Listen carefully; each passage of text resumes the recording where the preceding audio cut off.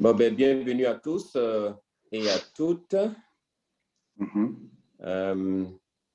Welcome everyone to this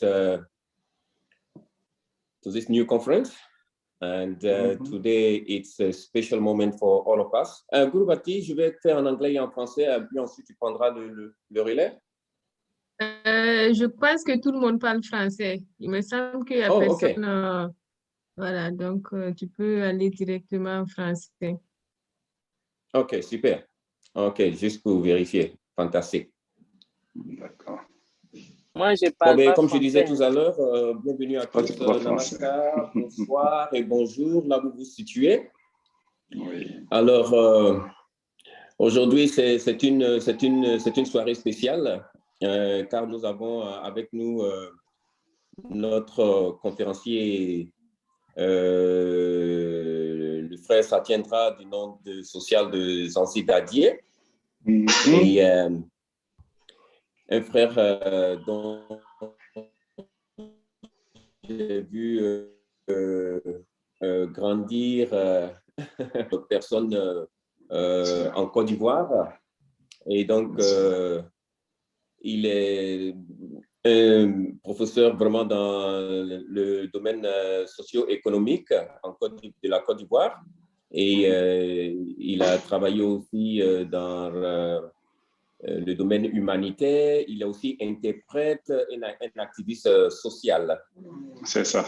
Alors, une personne qui a fait un parcours vraiment, moi je dirais, très, très encourageant. Et il a fait beaucoup d'activités qui ont inspiré effectivement la population ivoirienne à tout niveau, que ce soit la jeunesse et aussi les personnes âgées dans le domaine de la politique et dans le domaine aussi social. Et donc, aujourd'hui, il a aussi écrit, il est l'auteur, en fait, d'un livre qu'on appelle Idées de gouvernance, dont toute personne qui serait intéressée à ce livre pourra le contacter pour avoir le lien ou avoir accès à ce livre qui donnera effectivement toutes les tâches, les étapes et comment arriver effectivement à pouvoir gouverner, en fait, à tout niveau. Ce n'est pas simplement au niveau politique, c'est même au niveau social. Et même, je dirais, pourquoi pas même au niveau familial et matrimonial. Et bien sûr, je suppose que tout ce qu'il nous donnera ici est aussi très inspiré vraiment de Pierre Saka, qui est ce grand philosophe que nous connaissons tous au nom de Baba pour les personnes qui sont initiées spirituelles.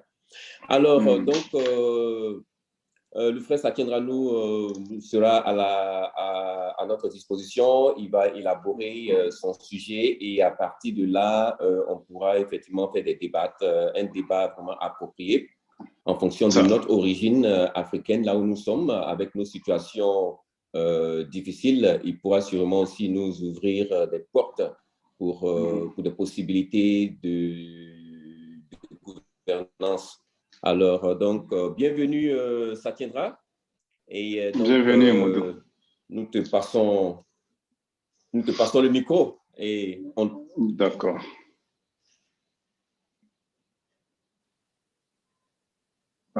Merci à chacune de vous. D'abord, j'ai fermé en fait la vidéo pour avoir une connexion Internet plus fluide. Alors, est-ce qu'on m'entend bien? Oui, on t'entend très bien. D'accord. Donc, bonsoir à tout le monde. Bonsoir à ceux que je connais déjà, ceux que je ne connaissais pas. Et je remercie ceux qui organisent ce petit panel-là qui nous permet n'est-ce pas, de tisser des liens et de renforcer un peu, n'est-ce pas, la relation spirituelle que nous avons bâtie depuis longtemps avec certains et aussi d'étendre nos liens, nos horizons en termes de relationnel, de partenaires et aussi de support spirituel. L'idée même d'aborder différents thèmes dans ces échanges de motivation est une très belle initiative. Et quand on m'a contacté, Modou et Guruvati, n'est-ce pas, on demandait à ce que je présente brièvement mes pensées sur un thème particulier. Le thème que je connais le mieux, c'est la gouvernance, ou la bonne gouvernance. Pour moi, il n'y a pas de bonne ou mauvaise gouvernance en principe. Quand on parle de gouvernance, ça doit être bonne. J'ai écrit un livre qui s'intitule « Idées de gouvernance » pour essayer de présenter quelques idées essentielles qui, pour ma part, peuvent emmener, n'est-ce pas, un leader dans un pays sous-développé à entreprendre une politique assez enrichissante et qui profite au mieux aux populations. Il faut dire que nous sommes avant tout Margui, mais ce que nous faisons, n'est-ce pas, ne peut pas se détacher des philosophies de Baba. J'ai toujours cru en sa philosophie depuis que je l'ai abordée. J'ai fait quelques lectures, humblement, et les idées de Baba, n'est-ce pas, pour moi, sont les meilleures en termes de progrès social et économique. Elles peuvent ne pas satisfaire certains à un moment de l'existence, n'est-ce pas, de notre communauté, étant pays pauvre. Mais si on sait saisir les aspects qui nous arrangent, ces idées peuvent nous permettre de faire de belles choses. Alors, je pars du principe, n'est-ce pas, que tout le monde doit être inclus dans le processus de développement. En ce sens que chacun est une force. Il faut juste savoir comment identifier cette force-là pour l'inclure dans le processus. Et quand je dis tout le monde, dans les pays développés, pays qui ont de nombreux défis, de nombreux challenges, c'est tout le monde, quelle que soit l'origine. Parce que l'une des questions que nous avons dans la gouvernance en Afrique, c'est de séparer la question de nos origines à la question du progrès social. On s'est dit qu'une personne qui n'est pas de chez nous ne peut pas contribuer au développement, n'est-ce pas, d'un pays.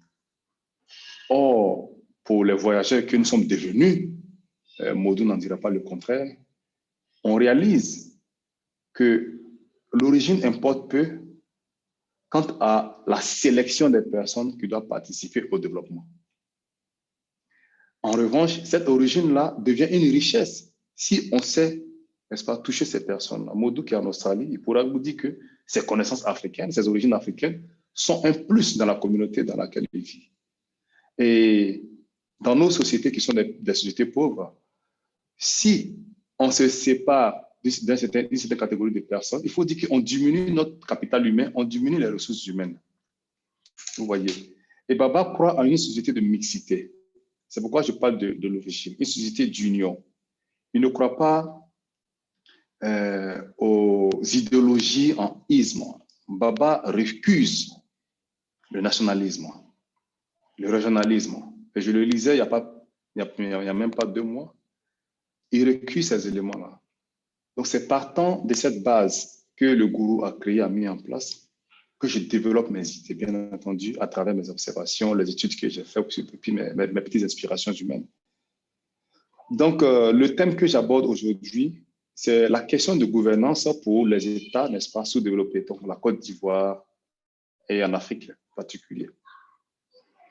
La bonne gouvernance, elle demande à ce que le leader il développe d'abord l'amour pour son peuple. Il faut d'abord aimer son peuple pour comprendre que toute action étatique mise en œuvre sur la base de la bonne gouvernance, que cette action ait un impact négatif sur notre famille, nous-mêmes ou notre entourage, mais c'est une action qui aura un impact positif sur la masse. Cet amour-là, dans ma petite expérience en Côte d'Ivoire, je vois qu'il manque. Il manque dans nos communautés. Et c'est cet amour profond, humain, universel, que le gourou défend. Et c'est cet amour qui fait que nous autres, on s'attache à ce que la communauté locale appelle des petites choses. Vous voyez, pour ceux qui sont sur les réseaux sociaux, actuellement, nous avons un cas palpable de mauvaise gouvernance ou de transgression de la gouvernance. Il y a un parc qu'on appelle Dahlia Fleurs, qui est le seul parc à Abidjan, pour ceux qui connaissent Abidjan. À côté, le petit couvert forestier est la forêt du Banco. Donc ça, c'est une forêt primaire. Mais le seul parc qui nous reste, où on peut aller s'aérer avec la famille, prendre de l'air frais, c'est Dahlia Fleurs, 148 hectares. Et les gens me disent, comment je peux m'intéresser à de telles petites choses? Parce qu'on veut y construire des hôtels, la modernité, n'est-ce pas, le développement. Je dis oui, je m'y intéresse parce que quand tu voyages à travers le monde, tu réalises que beaucoup d'États développés ont réalisé qu'ils ont oublié l'essentiel du développement, qui est l'environnement. Mais je me dis aussi que si les gens se posent la question, si les gens n'arrivent pas à comprendre qu'on puisse s'attacher à cette écologie-là, c'est justement parce qu'il y a un manque d'amour pour la société humaine et pour tout ce que Baba appelle, n'est-ce pas, œuvre de Brahma, c'est-à-dire la terre, la végétation, l'eau, l'air, tout ce qui existe. Donc, c'est pour dire que la bonne gouvernance doit d'abord être sous-tendue par ça. Bien sûr, avec l'examen civil, on ne leur dira pas qu'il faut développer un supra-spirituel assez dense, assez ouvert pour aimer ton peuple. On est obligé de leur dire il faut développer l'amour de ton peuple pour comprendre que tout ce qui entoure, n'est-ce pas, ce peuple-là est important. J'ai aussi parlé au niveau du thème innovation et gouvernance.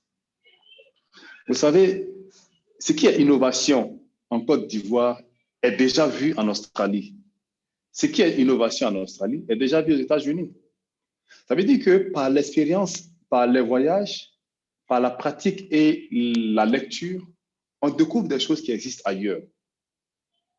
On ne viendra pas, n'est-ce pas, tout de suite copier et coller chez nous. Mais est-ce qu'il n'y a pas des choses qui existent ailleurs, qui n'ont pas fonctionné, qu'on peut modifier, ou qui ont fonctionné, qu'on peut répliquer? Aujourd'hui, en Côte d'Ivoire, en termes d'innovation, et dans beaucoup de pays pauvres, c'est la question d'emploi. En tant qu'interprète, je travaille régulièrement sur le dossier des Nations Unies, le dossier des réfugiés.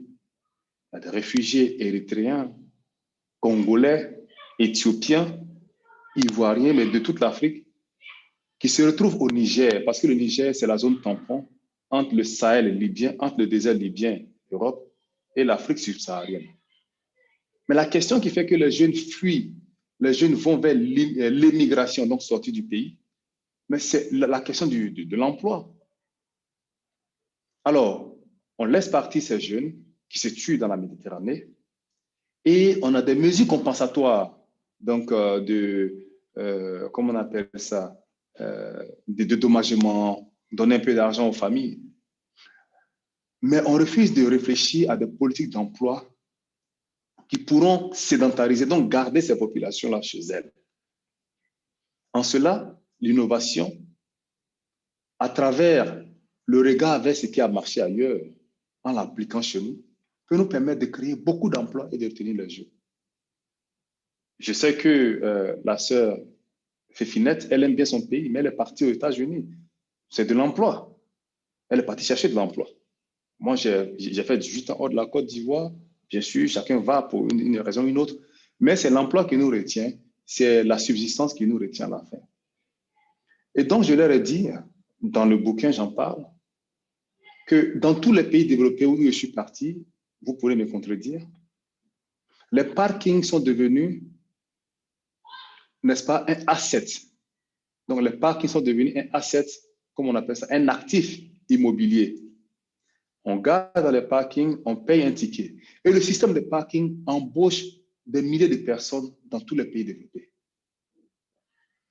Nous avons un pays comme la Côte d'Ivoire qui, selon nos calculs, Abidjan, il y a 160 000, n'est-ce pas, stationnements de véhicules par jour à Abidjan, Abidjan seulement. 160 000 stationnements de véhicules. Ce qui veut dire qu'on a un gros potentiel en termes de commercialisation du parking.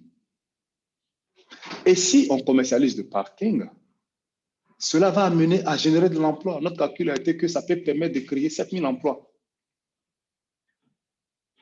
Alors, le parking vient comme, n'est-ce pas, une manière de ranger l'environnement, de ranger, n'est-ce pas, le système du trafic des véhicules, une manière innovante aussi de créer de l'emploi et de sédentarité, n'est-ce pas, les jeunes qui aiment partir, enfin qui veulent partir hors du pays. Pourquoi j'ai parlé du cas du parking? Parce que ça fait partie des potentialités dont nous disposons et que nos chefs d'État ou nos gouvernants ne voient pas. Ils se disent qu'il faut plutôt rechercher de l'aide humanitaire, de l'aide de développement, au lieu d'utiliser, n'est-ce pas, ce qui est sur place. Avant, on se disait qu'ils ne voulaient pas utiliser ce qui est sur place. Mais avec le temps, j'ai réalisé qu'en fait, ils ne savent même pas que ce qui est là est une valeur productive, est une possibilité de richesse. Et à travers le voyage que chacun de nous qui sommes à l'étranger, Modou, quand tu viens, tu vois beaucoup de possibilités. Tu vois beaucoup de choses qui auraient pu se faire, des choses simples, qui pourraient améliorer, n'est-ce pas, la vie des citoyens. Donc, j'ai parlé de l'amour qu'il faut pour le citoyen, mais il faut aussi développer de la vision si on veut, n'est-ce pas, implémenter, mettre en œuvre la bonne gouvernance. Cette vision qui nous permet de réaliser que ce qu'on cherche ailleurs en termes de richesse peut se trouver sur place. Au niveau aussi de l'emploi, puisque j'y tiens beaucoup, il y a la question du droit. Ça, c'est le sujet de ma thèse de doctorat que je vais soutenir sûrement dans quelques mois, si j'ai la force. Vous avez dû constater que les pays développés ont fait de l'emploi un droit. Ça veut dire que l'État, le gouvernement, se dit que chaque citoyen a droit à un emploi. En revanche, lorsque le citoyen n'a pas un emploi, l'État met tout en œuvre pour créer, n'est-ce pas, le cadre afin que celui-ci ait de l'emploi. Je ne sais pas comment ça se passe en Australie, je ne sais pas aussi comment ça se passe vraiment aux États-Unis, dans tous les États, mais je sais qu'il y a la sécurité sociale qui existe pour les chômeurs. La sécurité sociale n'est pas une gratification, ce n'est pas de la charité. Ce sont des mesures mises en place pour que l'État puisse apporter aux citoyens ce dont il a droit du moment où il n'a pas d'emploi. Donc, en termes d'alimentation, en termes de santé, en termes de logement. On lui dit, si tu avais du travail, tu aurais pu avoir $100 pour manger, $100 pour te loger, $100 pour te transporter, $100 pour t'éduquer. Donc, calcule cela et on lui remet ça en sécurité sociale. Quand moi j'étais en Irlande, c'était dans l'ordre de 240 € par semaine qu'on donnait à un chômeur. Ces sécurités sociales, ces allocations ne sont possibles que lorsque l'emploi est un droit. En Côte d'Ivoire, beaucoup de gouvernants ne le savent pas. J'en parle avec les gens dans mes recherches et ils débattent jusqu'à ce que, quand on arrive au mur même du débat, quand on leur montre la constitution ivoirienne, ils sont ébahis, ils disent, mais eux, ils pensaient que l'emploi était un droit en Côte d'Ivoire. Non, ce n'est pas un droit, parce que quand c'est un droit, c'est écrit dans la Constitution. En France, la Constitution de 1958 l'a écrit même au préambule en disant que chaque citoyen a droit à un travail. Ce sont des mots qui sont assez clairs, qui sont sans équivoque. Chacun a droit à un travail. Donc, si le citoyen n'arrive pas à travailler malgré qu'il cherche un travail, l'État doit compenser. Et parce que l'État compense en donnant des allocations aux chômeurs, il y a une pression sur le budget national. Et qu'est-ce que le gouvernement fait? Il est obligé d'encadrer les chômeurs pour les former, pour créer des programmes, pour les obliger, pour les amener à avoir un travail. Parce que s'il a le travail, il va payer la taxe gouvernementale, il va créer des richesses. Mais s'il n'a pas de travail, le budget de l'État est troublé. Vous comprenez un peu mon angle de raisonnement? Je ne sais pas si vous m'entendez. Oui, on t'entend très bien. Bien, c'est très audible. Merci. Super. Donc, chez nous, l'amour manquant aux gouvernants, la vision manquant aux gouvernants, ils n'arrivent même pas à réaliser que le basique n'est pas encadré par la loi. Donc, chez nous, les politiques d'emploi ne sont guidées que par la bonne volonté. Ça veut dire que tu es un président, tu es un ministre. S'il a envie de créer de l'emploi, il peut créer. Mais rien dans la Constitution ne l'oblige à créer les conditions pour que vous, les chômeurs, vous ayez de l'emploi. Rien ne lui oblige. Il ne fait rien d'illégal, en fait. Vous comprenez? Donc, si cet homme-là, il n'a pas de l'amour, il n'a pas de la vision, mais il ne va faire aucune politique d'emploi et les gens vont aller à l'immigration. On s'en fout, en fait. Donc, c'est comme si on gouvernait un peu à vol, on gouvernait au hasard. Puisque dans un État, il n'est pas du tout bon lorsqu'on confie la gouvernance à la bonne volonté. L'humain, on ne peut pas compter sur sa bonne volonté pour dire qu'il faut gouverner. On met des lois en place. Et on lui dit, maintenant qu'il y a notre chef, voilà ce que la loi dit. Vous comprenez? Donc, l'un de mes combats aujourd'hui, c'est de faire en sorte que l'emploi devienne un droit en Côte d'Ivoire. Je vais soutenir ça devant un collège de personnes. On ne sait pas jusqu'où ça va partir, mais c'est inspiré par les enseignements du gourou que nous choisissons, n'est-ce pas, les angles que nous voulons aborder. Donc, avant d'aller vers les échanges, je vais revenir vers l'angle environnemental qui est très essentiel parce que ce monde, nous devons le préserver. Nous devons aimer ce monde et faire en sorte que l'environnement ne soit pas détruit.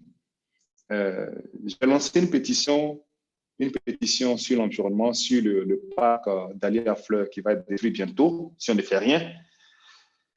Parce que je suppose que les contrats ont déjà été signés avec la compagnie française Accor pour détruire le parc.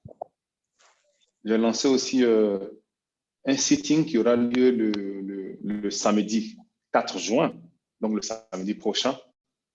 On va aller sur le site pour dire qu'on ne veut pas que le parc soit détruit. Ça prendra du temps pour créer une conscience écologique dans la population.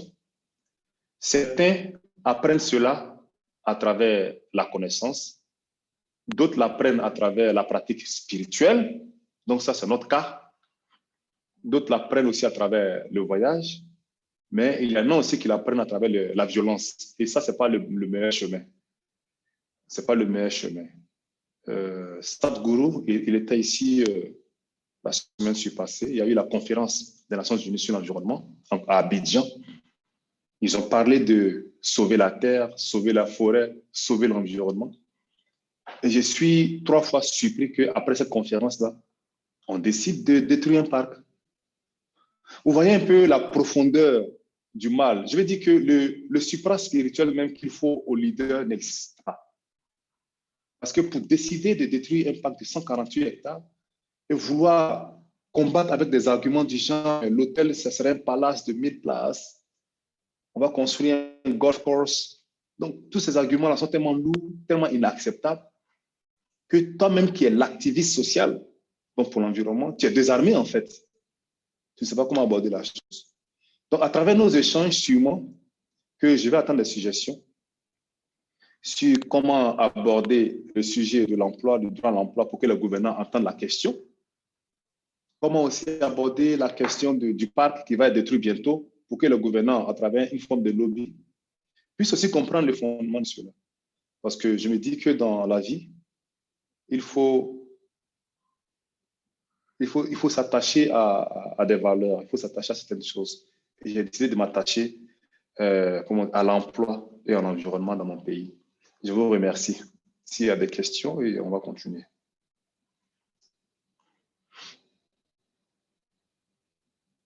Allô? Namaskar. Namaskar.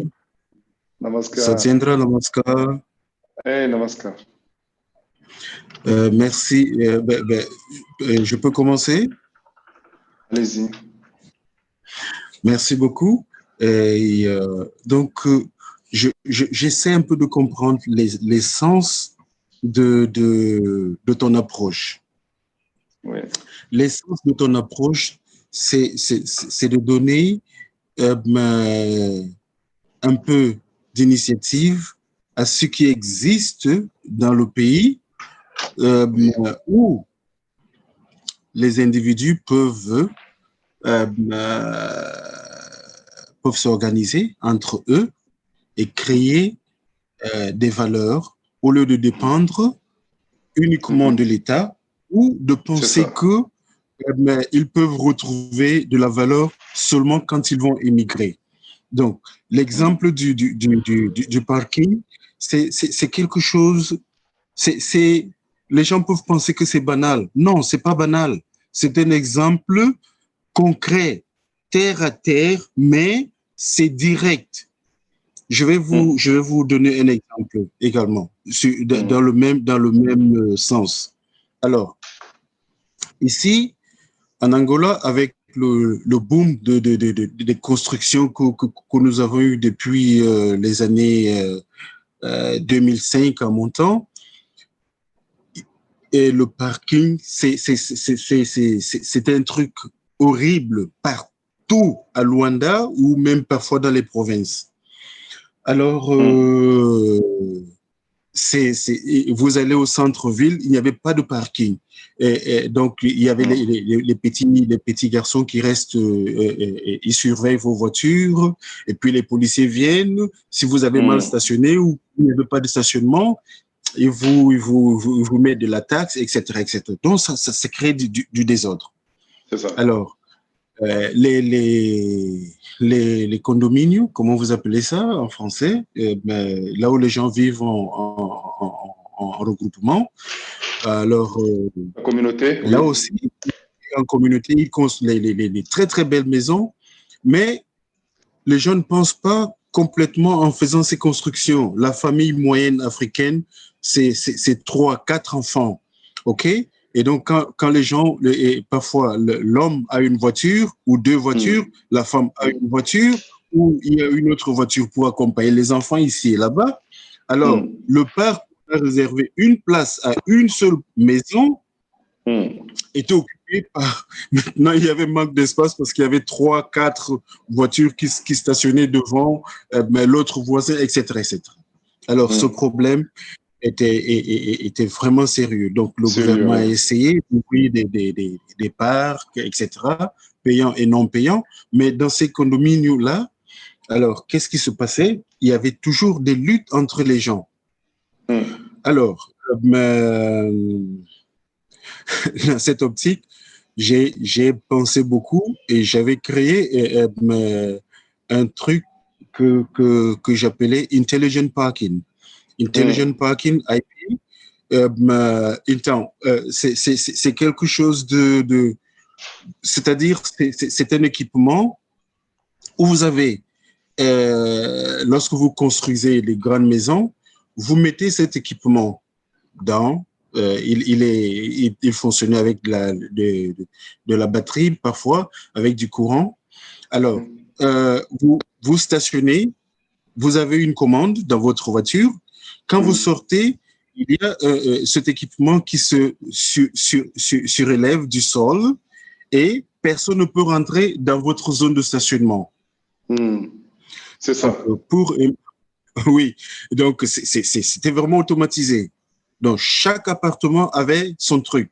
Alors, j'ai proposé ça, mais j'ai payé beaucoup d'argent au Portugal pour pouvoir créer le modèle vraiment qui fonctionne.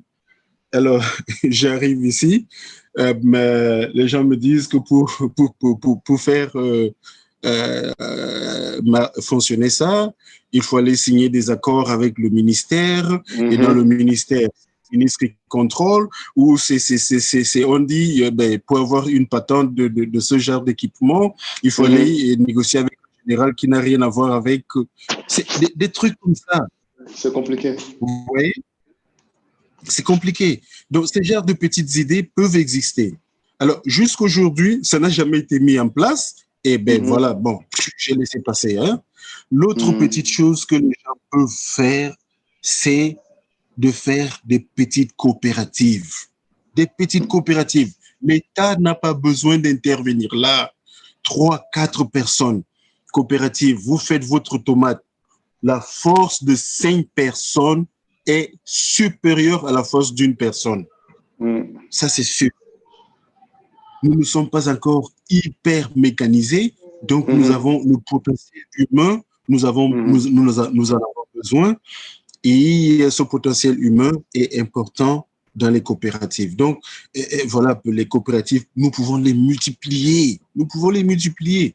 Voilà à peu près, oui, quand je parle souvent avec les experts, je veux cette approche-là. Cette approche, j'appelle terre à terre.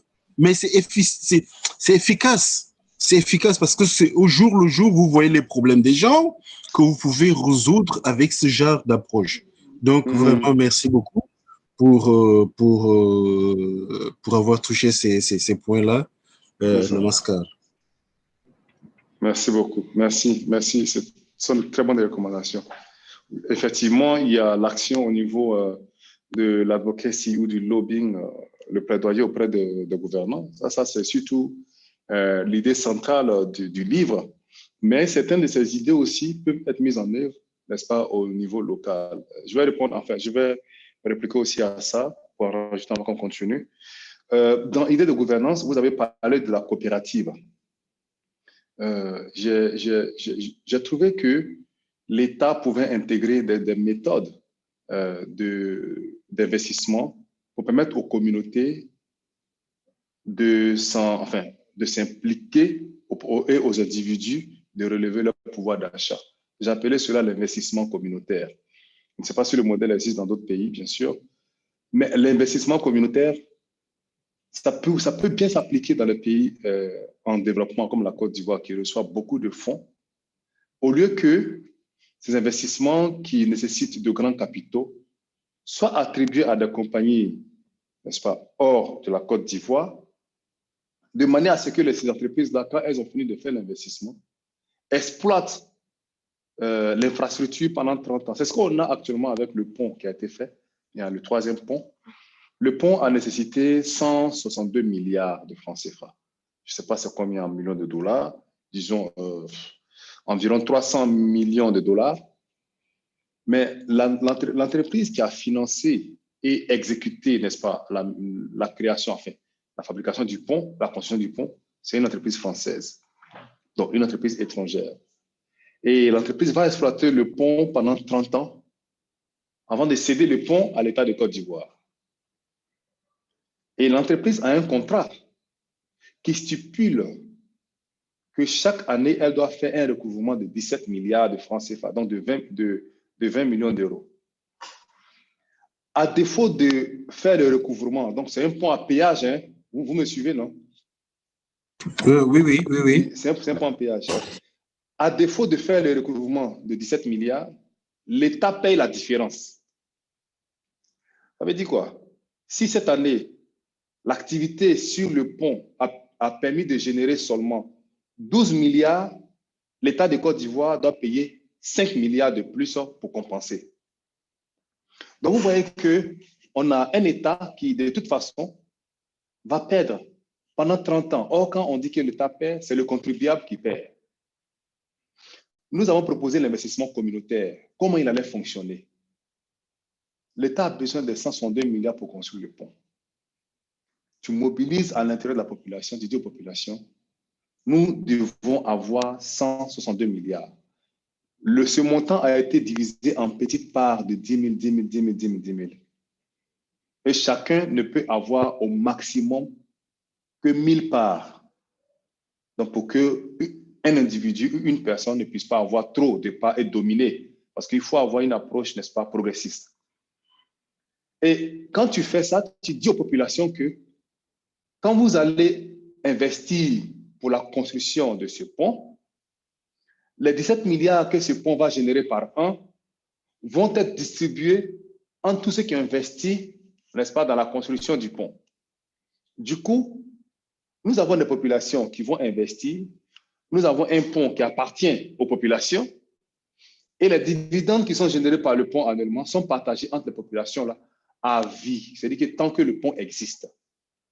C'est ce que nous avons appelé l'investissement communautaire.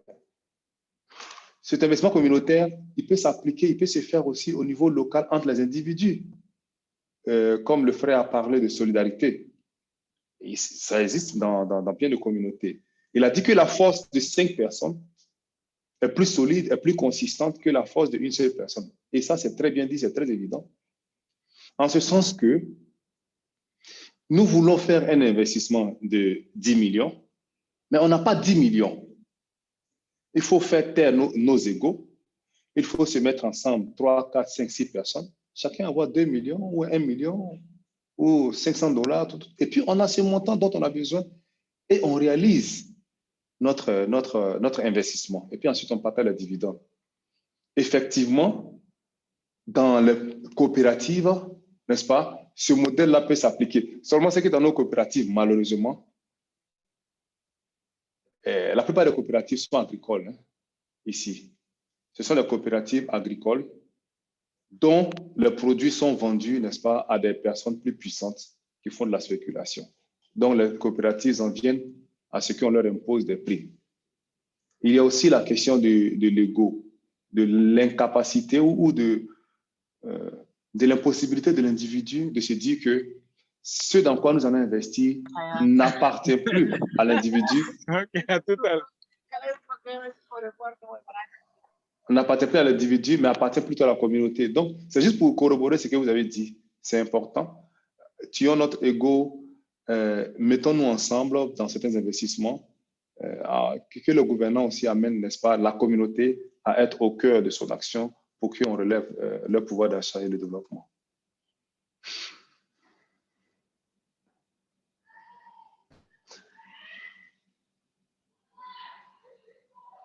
Allô? Modou? Merci beaucoup.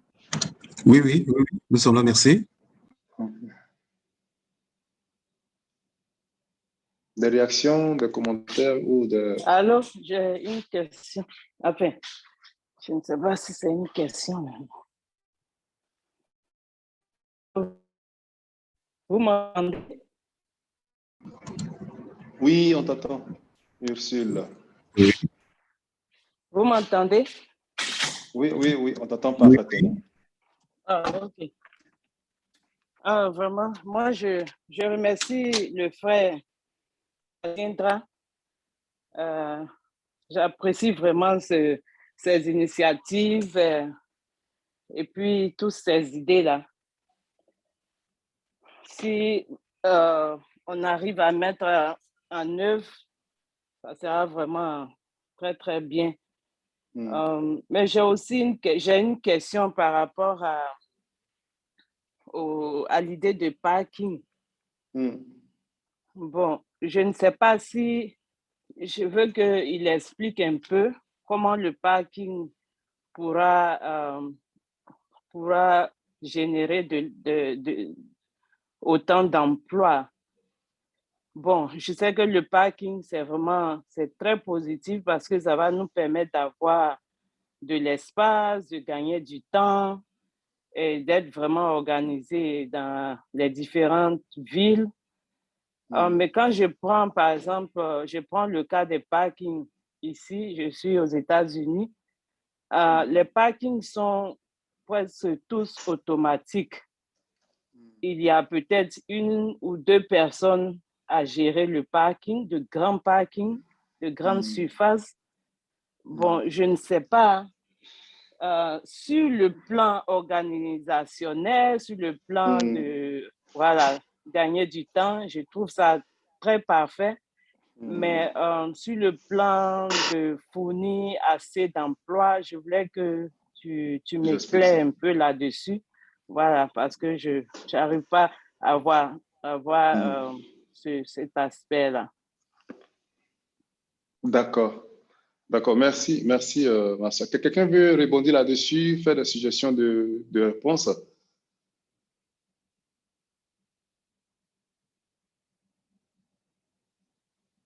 Allô? Bon, comment le parking peut générer des fonds? Les parkings, excusez-moi, des emplois. Ici, par exemple, en Angola, peut-être c'est la même chose en Côte d'Ivoire, les parkings ne sont pas automatisés. OK? Même les parkings qui sont automatisés ne sont pas les mêmes que là-bas en Europe, où il n'y a qu'une seule personne. Non, il y a des personnes physiques qui y restent 24 heures. OK? Donc, il y a une vague de 3 personnes, les 3 personnes sont là pendant 8 heures. Après, ces 3 personnes sont remplacées par d'autres 8 heures, 8 heures, 8 heures, 8 heures. Voilà. Sur un parking, par jour, vous avez un seul parking. Vous avez vous avez au moins 9 personnes qui travaillent. 9 personnes qui travaillent. Ça, c'est par jour. Et donc, par semaine, il y a un certain nombre limité d'heures qu'une personne doit travailler par semaine. Et donc, vous voyez que par semaine, au moins sur un parc, il peut avoir au moins une quinzaine de personnes. Si vous multipliez cela par le nombre de parcs qui peuvent exister dans la ville, c'est vraiment un nombre déjà important au niveau des emplois. Parce que pas seulement cela, il y a pas seulement les fonctionnaires, il y a également des électriciens qui sont employés, il y a des électroniciens qui sont employés, il y a des gens qui travaillent parce que parfois, il y a les générateurs qui alimentent ces parcs-là parce qu'il y a des failles d'électricité. Donc, il y a des générateurs qui sont annexés à cela. Alors, il y a des ingénieurs qui vont y travailler. Donc, il y a également des sociétés de gardiennage, c'est ça on appelle, oui, voilà. Donc, qui supervisonnent ces choses-là parce qu'il y a également la possibilité de vandalisme. Alors, c'est toute une série d'emplois qui sont générés par seulement ce qu'on appelle petite activité. Et donc, ça nourrit, lorsque vous prenez cela, multiplié par le nombre de familles que cela peut nourrir et entretenir, ça devient vaste. Voilà, c'est ça à penser, quoi. Super, super. Oui, Namaskar, moi, je voulais ajouter qu'avant même que le parking soit en fonctionnement, la construction même du parking va générer de l'emploi et en fonction que c'est un parking en surface ou parking souterrain, à niveau, fait différents types de parking. Et donc, tout cela va générer en amont de l'emploi et bien sûr, avec par la suite les emplois que Ishtade vient de souligner. Voilà. En tout cas, c'est pertinent. Merci d'avoir mentionné ces deux exemples qui sont clairement établis. La sœur Féfine aussi, elle a bien fait de relever cela. Dans le parking, la chaîne de valeur du parking est vaste. Vous voyez, c'est une chaîne de valeur qui est très, très, très, très vaste.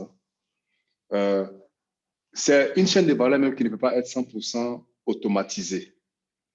Ça veut dire, le paiement, il est automatisé. Tu vas, tu payes ton ticket sort, tu le places sur ton véhicule, n'est-ce pas, la sœur Ursule? Mais ce ticket-là, il y a un parking controller, même si c'est une seule personne, ou une ou deux personnes qui viennent voir que ta voiture a un ticket. Et quand ta voiture n'a pas de ticket, le contrôleur, il te met ton fine. À défaut de mettre le fine, qu'est-ce qu'il met? Il met le sabot, c'est pas ça? Parking clamping. Et si ton véhicule ne paie pas le ticket au bout d'un certain temps, ton véhicule est enlevé avec un véhicule qui a 2 ou 3 personnes. Dans le parking aussi, au-delà même des contrôleurs, de ceux qui placent les sabots, de ceux qui font le fine, il y a toujours un grand call center. Vous avez besoin d'un grand call center où les clients peuvent appeler au cas où ils n'arrivent pas à payer leur fine en ligne. Il y a la vidéosurveillance. Il faut surveiller les véhicules. C'est une chaîne de valeur. C'est une chaîne de valeur qui est très, très, très vaste. Vous voyez, il y a toute la technologie, le backup technologie pour pouvoir identifier les véhicules, quel véhicule a mal garé, quel véhicule est amendé, etc. Combien de temps le véhicule a passé là. Vraiment, c'est immense. Donc, la technologie, elle rentre dedans. Certains modules, n'est-ce pas? Certains modules sont automatisés, mais on a besoin d'une grosse ressource humaine. Et nous, quand on a analysé la chaîne de valeur, on a parlé de 7000 emplois dans la seule localité d'Abidjan. Et il n'y a pas que le parking de transition. Le parking de transition, ce sont les parkings où on va garer le véhicule pour faire 1 ou 2 heures quelque part et partir. On est d'accord? C'est-à-dire que tu vas en ville, tu mets dans un shop, tu mets ton ticket. Il y a aussi le parking résidentiel. C'est-à-dire il y a des résidences où la zone de parking n'appartient même pas aux habitants. Elle appartient à l'État. Elle appartient, comment dirais-je, c'est souvent des estates, des cul-de-sac, des zones où les gens habitent, des quartiers, parfois clôturés. Mais ces parkings résidentiels-là sont surveillés ils sont suivis, ils sont gérés par un nombre de personnes. Donc, au niveau de l'emploi, vraiment, c'est juste pour dire que c'est une chaîne de valeur qui va générer énormément d'emplois, qui va aussi ranger le trafic, qui va générer aussi beaucoup d'argent. Donc, quand on a morcelé un peu, on s'est dit que dans les villes de l'intérieur, ça va créer dans l'ordre de 30 à 50 emplois. Tu n'as pas moins de 40 villes à l'intérieur de la Côte d'Ivoire. La Côte d'Ivoire a 42 petites villes, avec 42 villes à l'intérieur. Si c'est seulement même 30 emplois, c'est fois 42. Plus à Abidjan, tu n'as pas moins de 8 000 à 9 000 emplois qui peuvent sortir comme ça et qui peuvent permettre de faire avancer les choses, quoi. Voilà comment j'allais répondre à la question, grand sœur. Merci beaucoup de m'éclairer sur ce point-là. Je vois que ça a été vraiment bien étudié. Effectivement, si on aborde le sujet sur ce plan-là, ça sera très, très, très positif pour les emplois. OK. Et également, je pense que tout sera vraiment basé sur, comme tu l'as dit, les lois au niveau du pays. Parce qu'un pays qui n'a pas vraiment une base de loi bien définie, ça rend compliqué les choses. Bien sûr. Les projets sont là, mais c'est très compliqué. Même l'association se mettre ensemble et faire des choses entre Africains, c'est compliqué. Voilà, parce qu'il n'y a pas de base. Aujourd'hui, vous pouvez vous mettre en association, mais si vous n'avez pas une base juridique, ce n'est pas facile. Nous sommes à l'extérieur, nous avons des idées, nous voulons faire des choses. Souvent même nous faisons, mais à la fin, vous voyez que ça ne donne rien. Parce que, bon, il n'y a pas ce truc-là qu'on appelle loi. Ici, il y a plein de lois à l'étranger. Et ce qui fait que les choses sont vraiment très bien réglementées. Et quand vous commencez quelque chose, vous savez où vous allez. Et puis, bon, vous atteignez vos buts. Bien sûr. Mais je ne sais pas comment amener vraiment les dirigeants, ceux qui sont devant, à créer cet environnement sécurisé là, dans nos pays. C'est ça. Je suis d'accord. Les lois font défaut. Ceux même qui doivent les appliquer aussi, ils sont toujours défaillants. Et on ne doit pas désespérer là-dessus, quoi. Parce que tu l'as dit, on peut vouloir s'unir. S'il n'y a aucune législation ou des lois solides qui encadrent cela, nos investissements vont tomber à l'eau. Au niveau de l'immobilier, ici, on le voit. Ce n'est pas parce que les gens n'ont pas d'idées, les gens n'ont pas d'ambition ou de projet. Mais actuellement, il y a une crise de l'immobilier en Côte d'Ivoire qui porte sur la légalité même des habitats. Le gouvernement a fait un rapport où il a annoncé que 80% des maisons construites n'ont pas de permis de construire. Est-ce que vous comprenez un peu le niveau de gravité? 80% des maisons qui sont construites n'ont pas de permis de construire. Mais comment ils ont pu construire? Donc, on est dans un parterre d'illégalité. Et si une maison n'a pas de permis de construire, l'État est en droit d'arracher ta maison ou de bloquer ton chantier. On est d'accord? Mais la situation est comme ça parce que l'État lui-même, il organise cela. Il fait en sorte que la situation soit comme ça. J'ai lu un livre sur la corruption parce que j'ai écrit Sociologie et organisation de la corruption en Côte d'Ivoire. La corruption s'organise. Ce n'est pas quelque chose que le citoyen il pratique juste parce qu'il a envie de pratiquer. Elle est organisée par un système. Au niveau de l'immobilier, pourquoi il y a autant de maisons qui n'ont pas de permis de construire? En Côte d'Ivoire, quand tu achètes une parcelle, premier élément à avoir, c'est l'attestation de cession définitive, ACD. C'est l'État qui te donne ce papier-là.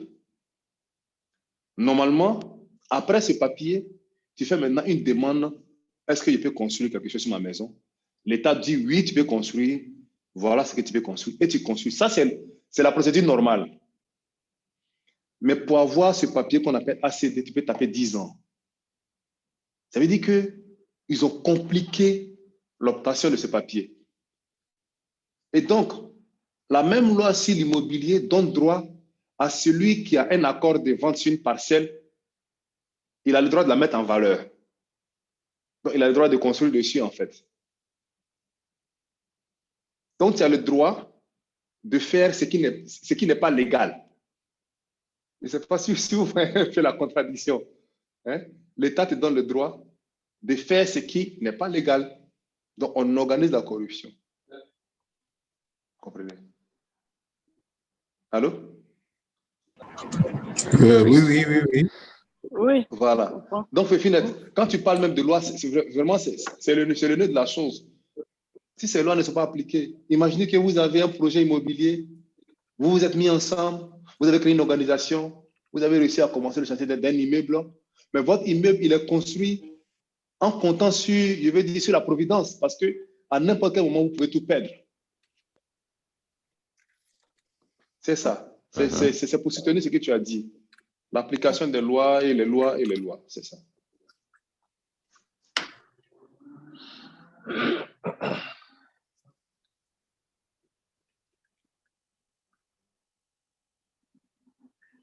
Oui, connais.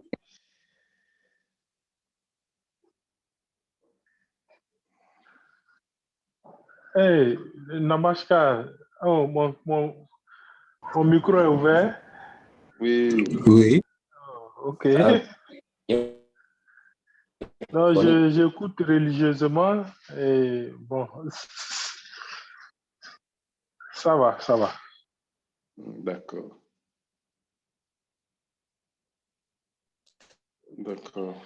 Namaskar, je veux intervenir un peu ici, si on me le permet. Allez-y. Vraiment, je suis... c'est très inspirant de voir effectivement cette opportunité de réalisation en fait, des possibilités ou comment arriver effectivement à pouvoir mettre en place ces nouvelles idées pour le bon fonctionnement, je dirais, d'un État vraiment ou d'une société vraiment assez paisible et tout et tout. Et comme je l'ai bien entendu ici, on a beaucoup de défauts en fait en Afrique, c'est-à-dire les lois ne sont vraiment pas appliquées, les lois ne sont vraiment pas exigées. Et j'ai constaté aussi lorsque le frère Satiendra Dadi a mentionné effectivement qu'en fait pour arriver à changer ou à aider la population ou je dirais même à son confrère ou sa sœur, ainsi de suite, c'est l'opportunité de développer ce qu'on appelle, je dirais, de l'amour en fait pour ses concitoyens et concitoyennes. Et moi, je pense qu'aussi, quelque part, ce qui manque effectivement à l'Afrique, c'est ça, c'est-à-dire qu'aujourd'hui, lorsqu'une personne est dans un état de bien-être au niveau économique, social ou professionnel et tout, ça dit même si on n'a pas le même besoin, on dit que bon, ben, écoute, moi j'ai ce que j'ai, ça me suffit. L'autre, s'il n'a pas, c'est son problème à lui, par exemple. Voyez?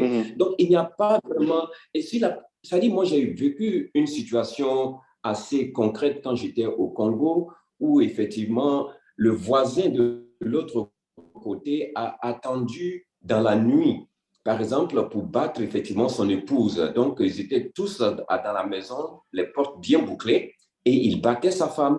Et nous, étant voisins, nous sommes allés frapper à la porte du voisin, mais écoute, arrêtez de battre votre femme. C'est de la violence domestique, et ainsi de suite. Vous voyez, c'est pas normal de le faire. Mais la majeure partie des gens n'agissent pas, c'est-à-dire on ne prend pas de décision pour supporter que ce soit les femmes, ou que ce soit les enfants, ou que ce soit même les hommes en certaines difficultés. C'est-à-dire qu'il n'y a pas d'amour concret pour le bien-être de l'autre.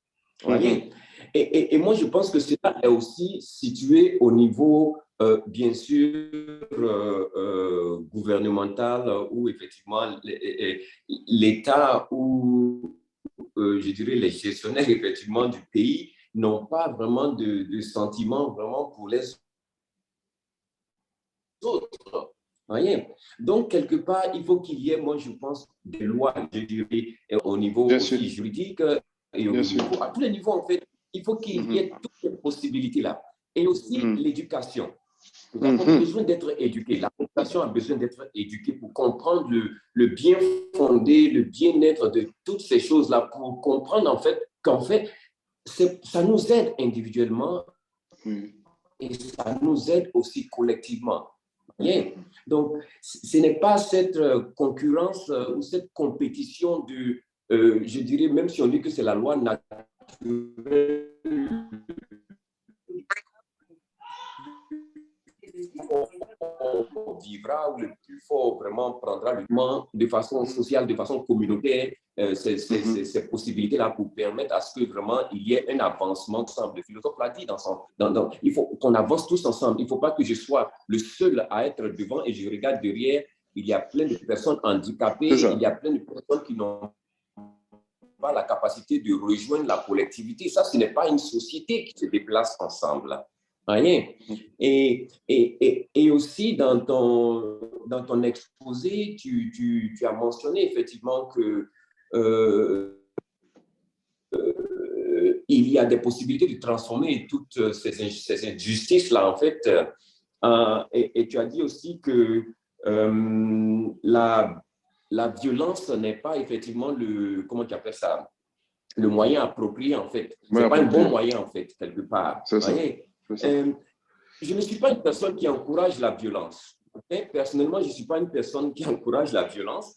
Mais quand je regarde aujourd'hui nos pays développés et qui sont aujourd'hui dans leur état où effectivement toutes ces sécurités-là sont disponibles, sécurité économique, sécurité au niveau sanitaire, sécurité médicale et tout, c'est-à-dire des révoltes ou je dirais beaucoup plus des révolutions. C'est-à-dire que les gens sont allés dans la rue, par exemple, pour dire, mais écoutez, nous ne sommes pas heureux, il faut changer les choses, la loi ne fonctionne pas pour tous, c'est simplement pour un groupe d'individus. Vous voyez? Et bien sûr, à la fin, il y a de la violence qui s'est créée. On a vu cela aussi en Afrique de l'Ouest, en Afrique du Sud, où les gens se sont mobilisés pour changer l'apartheid.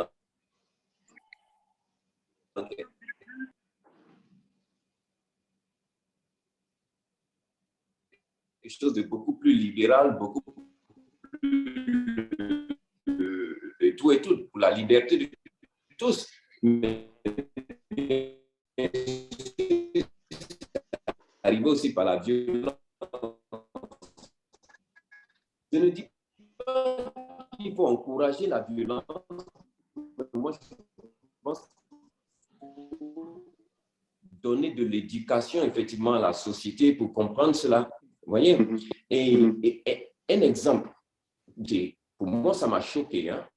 Personnellement, quand je suis arrivé, ça m'a choqué. C'est-à-dire qu'on n'a pas un système vraiment qui fonctionne, le ramassage effectivement de la salubrité dans les quartiers ou dans les rues, ainsi de suite, n'est pas organisé parce qu'il n'y a sûrement pas une structure propre pour faire effectivement fonctionner tout cela. Donc, quelque part, l'éducation est vitale. L'éducation à la base, elle est vitale, voyez. Et bien sûr, cela développera de l'amour. J'ai quelque chose, il faut aussi que mon voisin en ait, ma communauté aussi se développe. Donc, de cette façon, moi, je pense que les coopératives de transformation. Mais en tout cas, le sujet, il est fantastique, il est profond. Et je crois que l'Afrique a beaucoup de possibilités.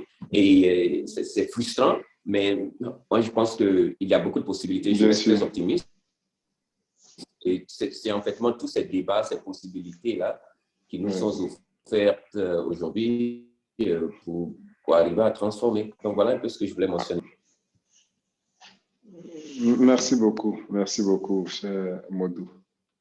C'est très bien dit. Oui, bon, j'ai suivi une partie, c'est Jayanta Kumar, Namaskar. J'ai suivi l'exposé de notre frère Siddhiradi.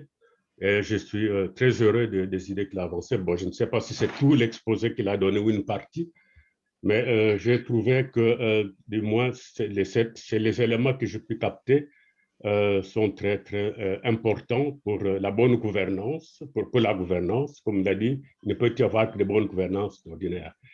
Bon, certains exemples donnés ne s'appliquent que probablement à des villes, par exemple les parkings, parce que moi, je vois, par exemple, dans mon village natal, il n'y a même pas trois personnes qui ont des véhicules. Donc, organiser des parkings, ce n'est pas quelque chose de facile. Mais ce que je voudrais dire, c'est quoi? Je ne sais pas si c'est tout l'exposé ou seulement une partie, mais je voudrais ajouter une idée. Je voudrais ajouter une idée. Je crois que cette gouvernance, c'est aussi susciter, encadrer et encourager des initiatives aussi des individus, de privés. Parce que il y a des gens qui peut-être que vous avez cité ça dans le cadre de la vision, vous avez parlé de l'amour du peuple, de la vision aussi, mais peut-être que vous avez cité ça dans le cadre, bien cité ça dans le cadre de la vision, mais il y a beaucoup d'initiatives au niveau rural, tu as parlé aussi des coopératives agricoles, mais il y a beaucoup d'initiatives qui existent, mais les pauvres gens n'ont pas beaucoup de moyens et ne sont ni encadrés, ni encouragés, ni soutenus, quoi. Donc, ou bien ils n'ont même pas les infrastructures qu'il faut pour pouvoir évacuer leurs histoires. Donc, l'idée des investissements publics que tu as avancé, c'est une bonne idée, mais aussi encourager les initiatives privées des gens qui sont sur place, qui peut-être qui sont en association. Cela peut aussi aider à développer nos milieux ruraux, même nos milieux de villes, quoi. Il y a beaucoup de gens qui sont là, mais ils se sentent non pas seulement handicapés par la législation, par la corruption organisée, mais aussi ne sont pas soutenus dans leurs petites initiatives qu'ils ont pour améliorer les choses. J'ai un beau-frère qui est ingénieur. Il a une idée pour alimenter en électricité une bonne partie de la région dont je sors. Il a inventé une petite machine. Bon, alors, mais il ne trouve aucun financement ni sur le plan local, ni sur le plan extérieur. Bon, or, si le gouvernement ou même le niveau provincial, nous on appelle ça des provinces, je ne sais pas comment vous appelez ça chez vous, ils pouvaient trouver même un petit financement, on pourrait dépanner en électricité toute une zone de plus de 10 000 personnes ou même 15 000 personnes, une zone rurale. Bon, mais ces initiatives-là ne sont pas encouragées. Et c'est quoi que c'est un défaut ou un manquement de la part pour une bonne gouvernance. Voilà. Ouais. Bon, merci beaucoup. Merci beaucoup. Elle a dit Monseigneur, non? C'est quel nom? C'est une invitation. Il y a Janta Kumar, hein, qui est en Allemagne. Janta Kumar. Okay, merci. Non, merci beaucoup. Merci beaucoup. C'est un très bon compliment. Et vous avez clairement saisi la quintessence même de ce que j'ai élaboré. Il n'y a pas autre chose à ajouter. Merci pour le commentaire. OK, merci bien. Moi, j'ai juste une question par rapport à l'ingénieur qui a élaboré le petit projet là. Voilà. Oui. Pourquoi vous ne faites pas ça sous forme de coopérative, en fait, en demandant aux gens de participer pour qu'ils puissent, je ne sais pas à quelle hauteur, il a quel besoin, il a besoin de combien de, je ne sais pas si je dois dire milliers ou millions d'euros, enfin, francs CFA plutôt. Et peut-être qu'en faisant ça sous forme de contribution personnelle, vous pourrez atteindre le financement nécessaire pour mettre ça en pratique. C'est vrai. Merci pour cette intervention. Bon, mais quand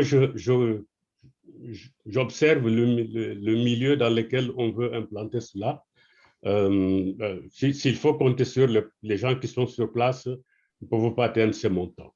Bon, peut-être dans le milieu où il a initié le projet, on peut atteindre l'une ou l'autre personne, mais avec le système,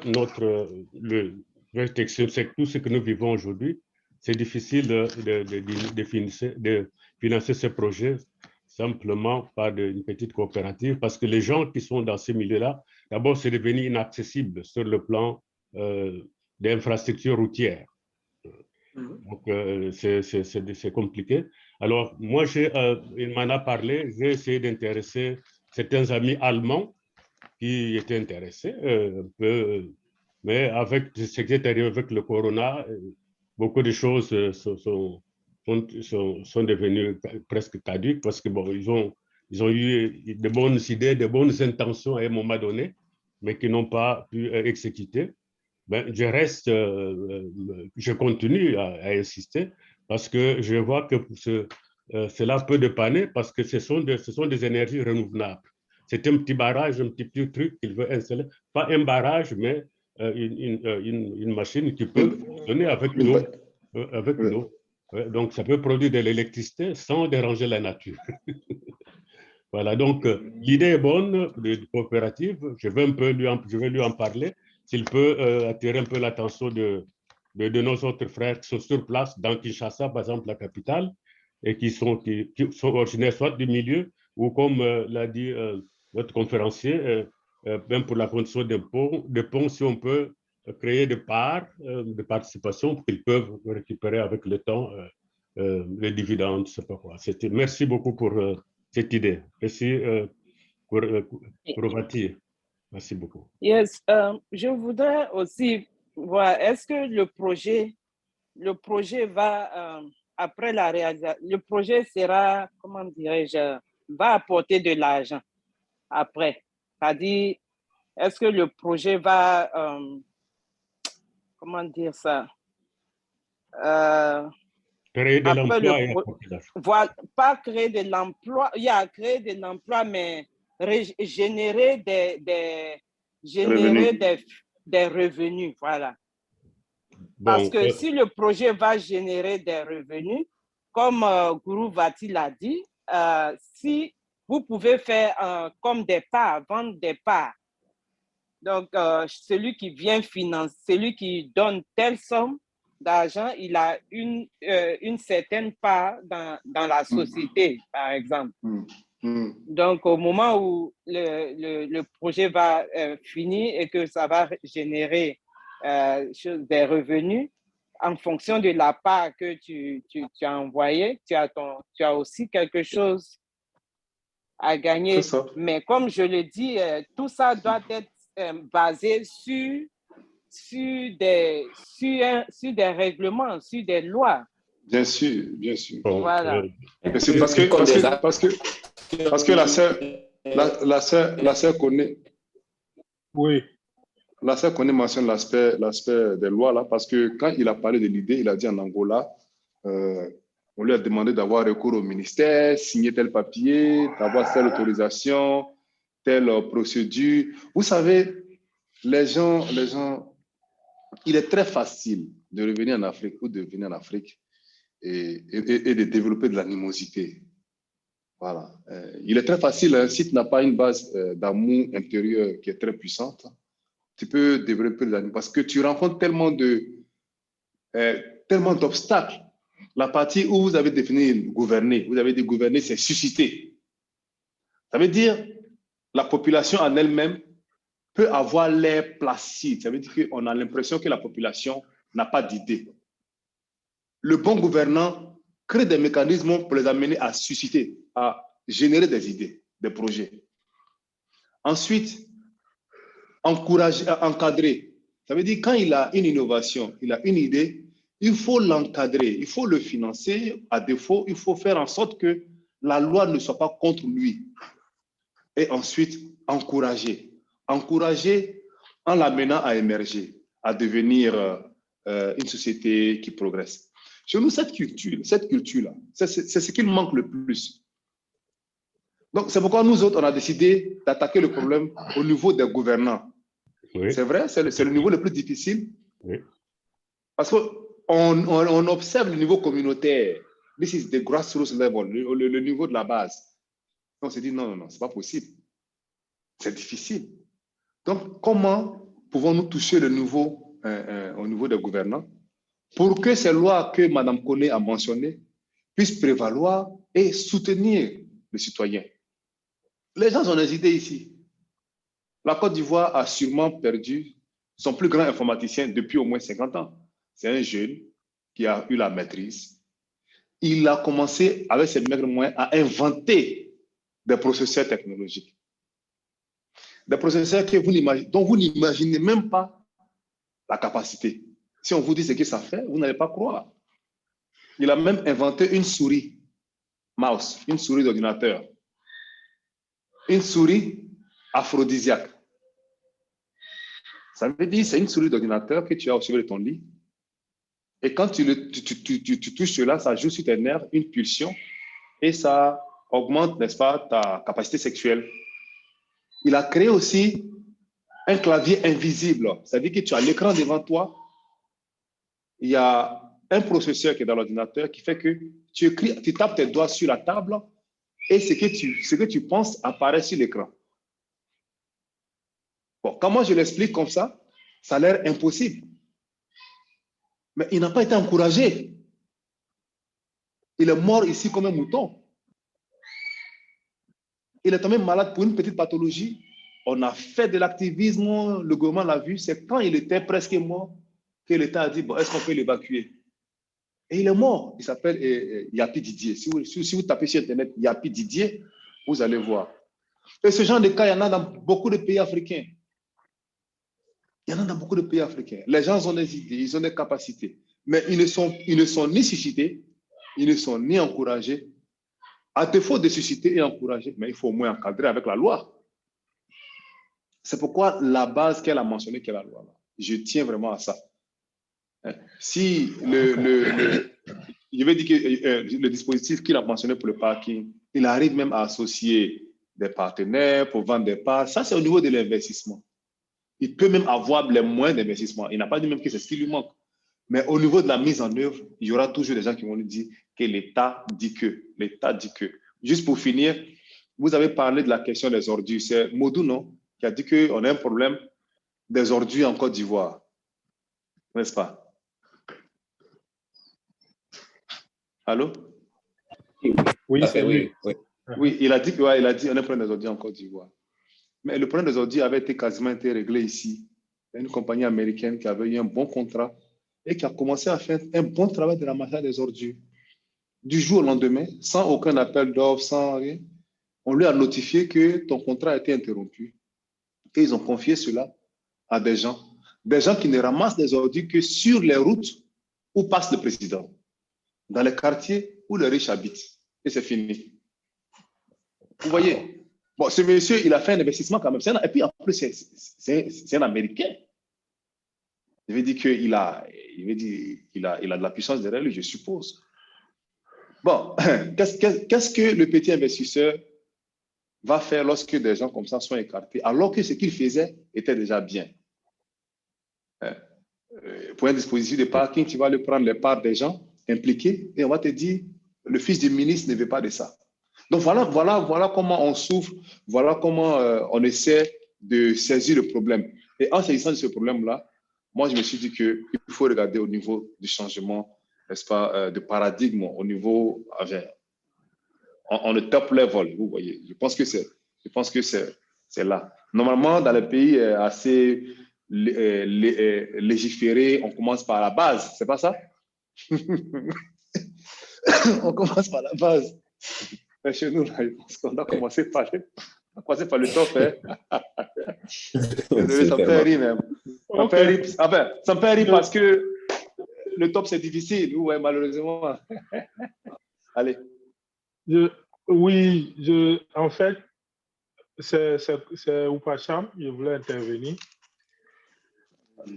Satyendra m'a enlevé les mots de la bouche parce qu'effectivement,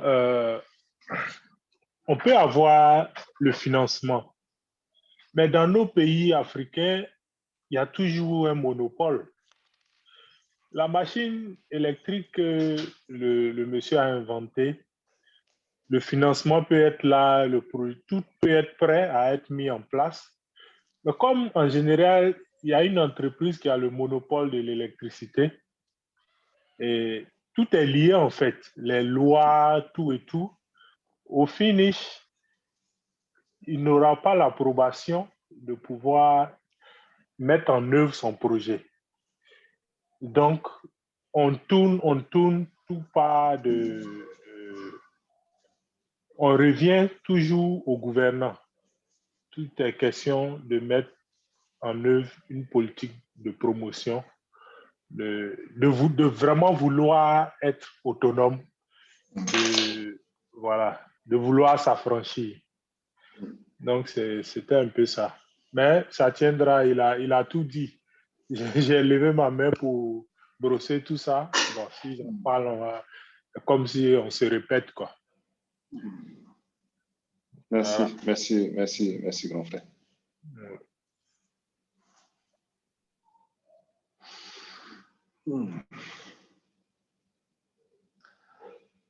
Modérateur, on vous écoute.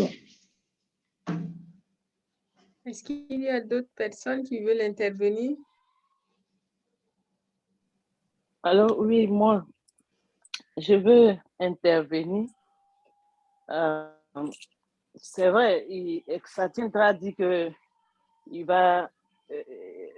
ont décidé, il a décidé d'attaquer au plus haut niveau. Mais bon, c'est encourageant, mais d'un autre côté, ça fait peur. De façon sincère, ça fait peur. Parce que je ne sais pas comment est-ce qu'ils comptent vraiment s'attaquer au haut niveau. Que commencer par comme il le disait, par le niveau bas ne serait pas mieux, ou faire les deux ensemble ne serait pas mieux. Quelles sont ces stratégies? Comment tu comptes faire ça tiendra? Je vais un peu savoir. Comprendre, d'accord. Dans l'idéal des choses, en toute chose, la progression veut que tu commences par le premier pas en bas pour monter. Ça c'est ce que la nature veut en toute chose. Mais au niveau de la gouvernance et de la politique, ce n'est pas forcément ou toujours hiérarchisé comme ça. Hein. Ce n'est pas toujours hiérarchisé. Tu sais, les gens parlent souvent en Afrique, et quand tu en parles, quand tu dis non, je veux faire la politique, mais je veux faire le changement social, les gens te donnent les meilleurs conseils. Il faut commencer par ton quartier, changer un peu les mentalités là, aller. Et ça c'est la poésie du changement social. C'est la poésie de la politique. Parce que quand tu commences à la base, les communautés qui te touchent ont tellement de problèmes que tu vas te retrouver à devenir celui qui règle le problème d'abord, avant de les amener à l'idéal même en lequel eux-mêmes ils espèrent. Ne serait-ce même qu'un petit rassemblement, les gens, retrouvons-nous, on va discuter sur la question des ordures dans notre quartier. Ils vont te demander le transport pour venir à la réunion qui va parler des ordures dans eux-mêmes leur quartier. Je ne sais pas si vous voyez un peu. C'est dû au fait que la corruption et la pauvreté les a tellement touchés. Et les mauvais gouvernants font en sorte que cette corruption, cette pauvreté-là continue de les toucher profondément pour qu'ils arrivent à rêver, mais ils aient la paresse de travailler pour ce rêve. C'est compliqué. Vous voyez, j'ai dit que le samedi prochain, j'ai initié un sitting à Dahlia Fleur, qui est le parc, pour pouvoir dire non au gouvernement qu'on ne veut pas que le parc soit détruit. Mais combien d'appels je n'ai pas reçu, combien d'encouragements? Mais je sais qu'il y aura peut-être 10 personnes au parc. Je sais qu'il y aura 10 personnes, peut-être 20, quelques enfants. Avec moi, mes enfants, bon, on peut faire... Donc, les gens ont été... Enfin, l'État fait en sorte que le peuple devienne un peu zombie. Voilà. C'est-à-dire, il n'arrive plus à avoir l'énergie pour agir. Et la stratégie dont tu as parlé, je vais brièvement y aller. Je prends le cas de l'affaire de Dahlia Fleur. Qu'est-ce que j'ai fait? Quand le gouvernement ivoirien a un projet qui est compromettant pour la population, le gouvernement a une stratégie. Faire de l'enfumage, c'est-à-dire on crée une situation qui va distraire la population. Pendant les 4 dernières semaines, La situation qui a été créée, c'était quoi? À Dubaï, les filles ivoiriennes vont à Dubaï pour coucher, excusez-moi pour le mot, pour coucher avec les Émiratis qui défèquent sur ces filles-là et elles ont de l'argent. Donc, une affaire très sale dans laquelle la population s'est complètement investie. Pendant ce temps, le projet pour construire sur un parc était en cours d'élaboration. Je ne sais pas si vous voyez un peu la technique. Donc, nous, notre stratégie, c'est de ne pas se laisser distraire par toutes ces choses-là, qui sont parfois des mensonges, mais de plutôt faire... Allô? Allô? Est-ce qu'on m'entend? Oui, on entend. Voilà. Donc, notre stratégie, c'est de faire le veille et le early warning. Early warning, c'est-à-dire que lancer l'alerte précoce. Donc, on recherche l'information. On recherche l'information. On va sur les sites internationaux, les sites du gouvernement, et tout ce qui est projet, intention du gouvernement, on recherche l'information et on la fait sortir. Ce qui a permis cette semaine de faire sortir le dossier sur le parc. Et le gouvernement, lorsqu'on a lancé la pétition, le même jour, j'ai lancé la pétition à 11h, à 17h, le gouvernement a fait un communiqué pour démentir l'affaire. Vous comprenez? Donc, je vais dire qu'il y a eu une réaction. Donc, dans la stratégie, il faut rechercher l'information, il faut mettre l'information à disposition de la population au grand jour et il faut amener le gouvernement à réagir. Cette réaction amène aussi la population à prendre conscience. Il y a plusieurs autres éléments comme ça dont nous trouvons l'information et nous allons l'exposer. L'autre élément, c'est d'amener la population à se sentir forcément concernée. Je dis bien forcément concernée. Parce que la population peut se détacher. Il y en a qui disent que mais ce n'est que 140 hectares, on peut détruire cela, ça ne fait rien. Comment les amener à se sentir forcément concernés? On peut passer par la question de leurs enfants. Ben, les enfants vont aller où? Dans quel parc? Donc, il y a une journée porte ouverte qui sera organisée la semaine prochaine, le même jour du sitting, sur le parc, pour amener certaines populations à le découvrir. Figurez-vous qu'il y a des gens qui habitent autour du parc qui ne savent pas que le parc existe. Voyez. C'est dit la profondeur du manque de conscience écologique. Ils habitent dans le quartier, mais ils ne savent pas que le parc existe. Donc, la journée porte ouverte va amener les gens à réaliser que le parc existe. Et les activités qui vont suivre vont les amener à s'impliquer et à réaliser l'importance d'une telle pas une infrastructure, mais d'un tel bien environnemental. Il y a plusieurs méthodes, il y a plusieurs approches, mais il faut tenir l'État redevable en toutes choses.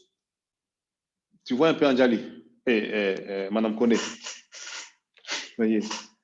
Et enfin, l'autre élément, c'est faire en sorte de participer à l'action politique pour pouvoir un jour aller au Parlement.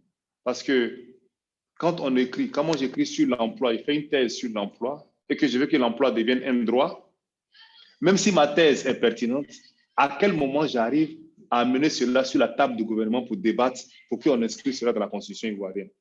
C'est lorsque peut-être je serai MP parlementaire et que je pourrai dire mon avis.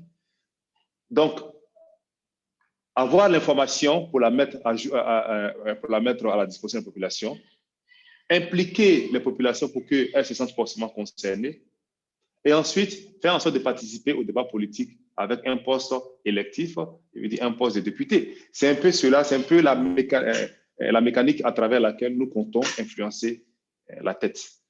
Madame Fafinette. Okay.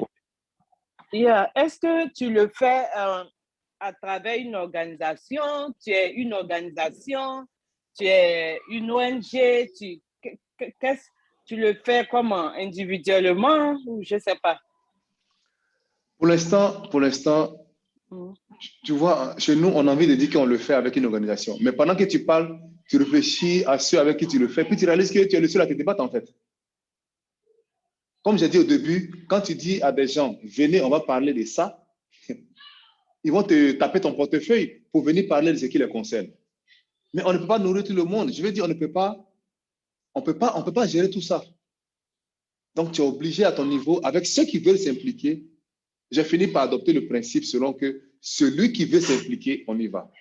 Bon, le frère Modou a dit que Pierre Sarka recommande que nous avancions ensemble, le mouvement d'ensemble. Mais pour ceux qui connaissent nos communautés, attendre à ce qu'on avance ensemble, mais tu n'avanceras pas. Tu n'avanceras pas. Donc, je le fais avec ceux qui se sentent impliqués, ceux qui veulent s'impliquer. Certains réellement partagent un peu les idées, ils font le relais. Il y a même un jeune qui a voulu être volontaire. On a un groupe de réflexion, une forme de think tank, conscience écologique. Et les jeunes, ils ont décidé de faire les flyers. Ils ont pris l'ordinateur sans qu'on leur demande 5 francs. Ils ont fait les flyers qu'on a partagés. Il y a un autre qui a trouvé que le flyer n'est pas assez moderne. Il va faire un autre. Donc, on attend. Donc, je vais dire que quand les gens se sentent vraiment impliqués, ils se sentent vraiment concernés, eux-mêmes, ils se décident à s'impliquer. Mais si on veut mettre en place un groupe totalement solide avant d'agir, je pense qu'on ne fera rien, quoi. Donc, ce n'est pas vraiment individuellement ou seul que je le fais, mais ce n'est pas forcément en comptant sur la participation d'un groupe. Je ne sais pas si je réponds un peu à la question. Oui, bon, je voulais suggérer que ce soit peut-être dans l'avenir, si ça peut être quelque chose de vraiment formel, structuré. Bon, pas forcément une ONG, bon, peut-être une ONG ou en fait agir à travers une structure, tu vois, voilà. Comme ça, je pense, à mon humble avis, que avec ça, tu seras un peu plus protégé. Voilà, tu seras un peu plus protégé. Parce que, bon, il y a une structure qui est là, peut-être c'est une ONG, à travers une ONG, parce que le problème d'écologie est tellement important qu'aujourd'hui, il y a beaucoup de gens à travers le monde, dans des autres pays et tout ça, qui sont prêts à s'impliquer, à se sacrifier pour sauver l'écologie, pour sauver la nature. Et ces gens-là, comme ils sont dans des pays développés qui ont toujours fait les choses avec les lois et autres, et s'ils veulent contribuer, ils veulent t'aider, ils vont toujours demander ça. Ils ne vont jamais aider l'individu comme ça. Ils vont toujours demander à aider, à s'impliquer à travers une structure que tu as déjà mis en place. Voilà. Donc, c'est pour ça que je me dis, bon, dans le futur ou vraiment dans le proche futur, il faut que tu mettes peut-être ça en place. Ça pourra d'abord, nous, en tant que Magui, en tant que spirituel, nous nous sentons déjà concernés sur ce plan-là. Donc, mais bon, on aimerait agir à travers ça, quoi. Structure, oui. Je ne sais pas si ça... Concernant la structure, moi, je suis revenu en Côte d'Ivoire il y a quelques mois, enfin, à la rentrée. Je réfléchis, je suis au carrefour de 2 choses. Est-ce que je dois créer une ONG ou créer un parti politique? Parce qu'il y a une limite à chacune des structures. Quand tu as une ONG, dans notre culture ici, là, en Côte d'Ivoire, on refuse que tu te prononces sur la question politique. Or, vous qui êtes en Europe, vous savez, une ONG se prononce sur toutes les questions.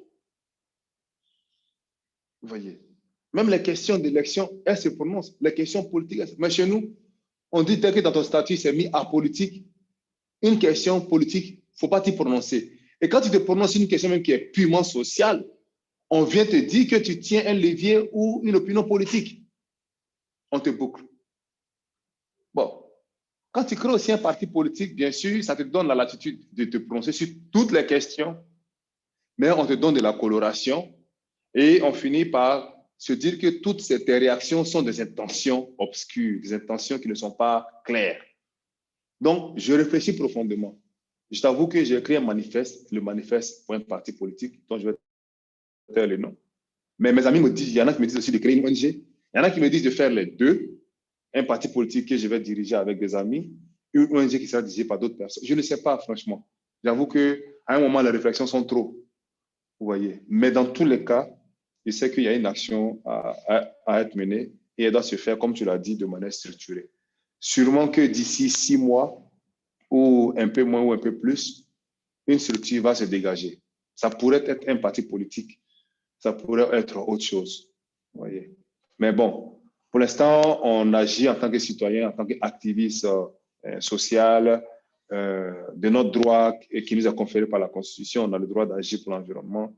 C'est un devoir qu'on ne doit pas lâcher à tout moment, quelle que soit la structure ou pas dans laquelle nous sommes.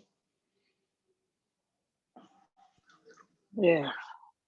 Qu'est-ce que tu penses? Ouais. Oui, je pense, c'est bien dit, hein, et vraiment, c'est ça. Ce que tu as dit, c'est tellement juste, c'est les réalités du pays. Hein. Bon, je t'encourage à réfléchir encore par rapport à la structure ou bien à faire les deux même. Moi, je t'encourage parce que sur les deux plans, on a besoin de tes idées. Et nous sommes là. Nous sommes, comme je t'ai toujours dit, hein, nous sommes dorénavant, nous sommes partants pour tout. Je pense que les deux seront vraiment bien.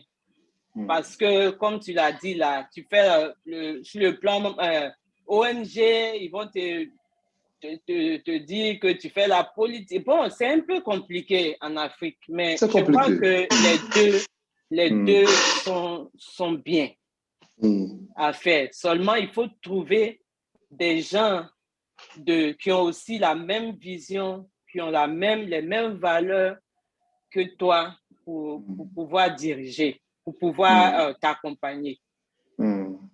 Voilà. D'accord. Non, d'accord. Merci pour la recommandation. Merci beaucoup. Yeah.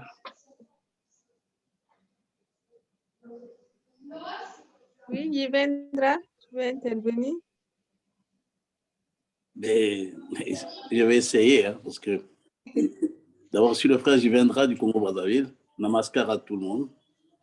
Namaskar. J'ai pris ce débat au milieu. Namaskar. Au milieu, j'ai eu le temps de pénétrer à travers les différents débats. J'ai compris qu'en fait, on se base, tous les débats que j'ai suivis depuis le début, c'est beaucoup plus basé sur la gouvernance. Alors, moi, j'ai une conception. Je suis peut-être un avantage ou un inconvénient des thèmes politiques. J'écoutais tous les frères et les sœurs intervenir avec des bonnes idées citoyennes. Mais il faut être réaliste. Hein. Je crois que le problème de l'Afrique, ça c'est un point de vue et j'ai toujours essayé de m'exprimer sur ce sujet. L'Afrique souffre d'un problème le plus grave. C'est la malgouvernance. Quelles que soient les bonnes idées que vous pouvez avoir, quelle que soit la volonté que vous pouvez avoir, la base d'un pays, la réflexion, c'est sur la bonne gouvernance. Et c'est le grand problème aujourd'hui. L'Afrique souffre de malgouvernance. Et quand on parle de gouvernance, c'est les hommes. D'abord les hommes. Baba, dans son nouvel ministre, disait bien que, et ça j'ai toujours basé ma politique sur cette réflexion, cette pensée de Baba, l'homme est au centre du développement. C'est l'homme qui développe un pays. Il ne faut pas prendre le sens inverse. Ce n'est pas la société qui développe l'homme, mais c'est l'homme qui développe la société, pas son comportement. Voilà pourquoi Baba a parlé de faute désormais à l'avenir qu'on puisse avoir des sables du FRA. C'est les gens qui sont aussi bien formés intellectuellement et beaucoup plus spirituellement, parce que ces deux s'accompagnent. Pour avoir une grande grandeur, un sens de l'État, il faut avoir une dimension beaucoup plus spirituelle. Et c'est ce qui montre sur le plan politique. La malgouvernance, surtout en Afrique, est basée justement sur l'homme. Mais le géosentiment, ce sentiment que vous connaissez, que parle Baba, la politique est basée sur les sentiments tribaux, les sentiments géographiques, parce qu'on appartient à telle région. C'est ça le problème. On est au pouvoir, on favorise d'abord une entité aussi bien communautaire. Sur ce plan, tout à l'heure, j'ai parlé justement, vous avez dit justement, le frère de Côte d'Ivoire parlait justement d'une société de ramassage de ordures, mais où c'est après ça tourné. Mais cet Américain qui a pris le projet, il est peut-être ami, un parent quelque part d'une personne qui est au pouvoir. Le problème, c'est ça le problème. L'homme doit changer et l'homme est au centre du développement. Tant qu'on n'a pas changé l'homme, la société ne changera jamais. Et le problème de l'Afrique, c'est celui-là. L'intérêt de l'État est complètement mis au second plan. L'intérêt individuelle des personnes particulières prime sur l'intérêt général. Ça se voit. On assiste à des remplacements des présidents par leurs enfants ou bien par des... C'est fréquent maintenant. Mais tout ça, c'est encouragé par l'Occident. Voilà, les intérêts des Occidentaux nous poussent justement à pousser des gens qui sont des intérêts beaucoup plus particuliers, en leur positionnant à des postes de responsabilité, et ensuite qui leur servent. Donc c'est tout un système complètement verrouillé sur la base de l'homme qui n'est pas à la hauteur, donc qui fausse la bonne gouvernance. Le grand problème de l'Afrique, c'est l'homme. Tant que l'homme n'est pas arrivé à un niveau de compréhension d'un homme d'État qui sait que l'intérêt est au-dessus de tout, pour être député, pour être mis dans tous les domaines, j'ai compris le faire, cette bonne volonté de participer sur mon débat nationaux à travers des institutions de la République, mais sur les mis en minorité. Parce que le pouvoir repose sur une base tribale, une base communautaire, une base que vous ne pouvez pas maîtriser. Et vous arrivez à vos projets qui seront toujours coulés à l'eau. Voilà. Moi, je crois, en résumé, je ne serai pas trop long, c'est un débat qui demanderait peut-être une autre émission, une autre conférence, mais c'est l'homme. L'homme africain n'a pas compris l'intérêt de pouvoir développer l'Afrique à toutes les potentialités, mais qui ne décolle pas parce que l'homme qui est au centre du développement d'un pays est complètement à côté de la plaque. Il est hors de l'intérêt de l'État et l'intérêt particulier sur la base des sentiments qui prédominent. Bien sûr, en favorisant toujours pour moi les Occidentaux. Tant qu'on ne sera pas sorti de cet engrenage-là, l'Afrique aura du mal à décoller, nous serons tous dans la même situation. Voilà. Donc, c'est un débat qui est tellement long et qui s'éternisera parce qu'il y a beaucoup de choses à dire, mais je crois que l'homme qui est au centre du développement en Afrique est complètement hors de la plaque et c'est là qu'il se pose le problème de bonne gouvernance. Voilà. Merci beaucoup. C'est le frère Tiendra. Et donc, frère Satiendra, j'aimerais donner un petit point parce que je voulais intervenir avant le frère Divendra parce que j'ai comme une espèce de boule qui est dans ma tête et qui ne sort pas. C'est que nous pensons toujours, nous avons fait des conférences ici avec beaucoup d'experts, nous pensons toujours que le changement viendra de la tête vers le bas. En fait, c'est le modèle que nous vivons, je ne sais pas combien de millions d'années, et ça ne produit que de la pauvreté. Lisez très bien, calmement, le système de Baba. Baba veut changer cela. Au lieu d'aller de la tête vers le bas, Baba veut aller du bas vers le haut. Du bas vers le haut. Lorsque Baba parle de décentralisation, ce n'est pas seulement une décentralisation économique, c'est une décentralisation qui va donner du pouvoir de gestion aux communautés. Et ça, c'est une approche révolutionnaire. Quand le frère Satiendra a parlé du parking, j'ai directement compris là où il voulait aller. Alors, l'autre jour, il y a quelques jours, Dada Modou était en train de dire que nous devons éduquer les gens, les populations. Oui. Et l'autre jour, je suis allé dans un village et j'étais avec les paysans. Dans ce village-là, ils vendent juste, ils vivent de pêche et ils ont beaucoup de moutons. Alors, je leur demande, qu'est-ce que vous faites avec ces moutons? Non, nous les vendons, nous les créons et puis nous les vendons. Je dis, mais pourquoi vous les vendez? Et ils étaient tous bloqués. Mais Dada, monsieur Dada, pourquoi vous nous posez ces genres de questions? Je dis, est-ce que vous savez faire du yaourt? Vous savez faire en espagnol on dit cajeta. C'est une espèce de confiserie qu'on fait avec du lait. Est-ce que vous savez faire des fromages, etc., etc. Donc, avec ça, il y a des toutes petites industries. On n'a pas besoin de grandes machines pour les produire. On n'a pas besoin de grandes machines. Traditionnellement, ça se fait dans nos villages auparavant. On a tout abandonné. Allez en Inde, ça se fait en Inde. Et ils prennent ces produits-là qu'ils revendent dans les grands supermarchés, dans les restaurants, dans les hôtels. Voilà le pouvoir que nous devons éduquer les gens et leur donner ce genre de pouvoir. Les politiciens, je vous assure, ils ont leur orientation ailleurs. Pour dire ça d'une façon simple. Voilà. Merci. D'accord. Non, ce sont les bonnes remarques. J'ai écouté les remarques du frère Divendra de Congo et votre remarque aussi.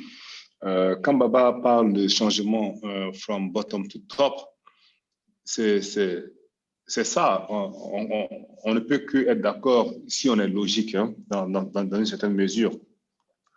Mais le Sadvipra,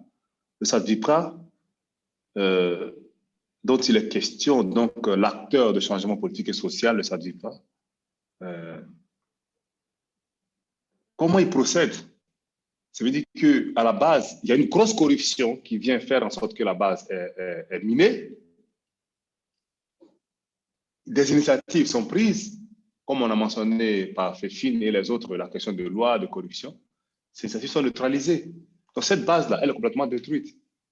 Moi, j'en viens à comprendre l'approche quand on dit de faire le changement du bas vers le haut. Qui le fait? C'est le leader qui apporte le changement du bas vers le haut.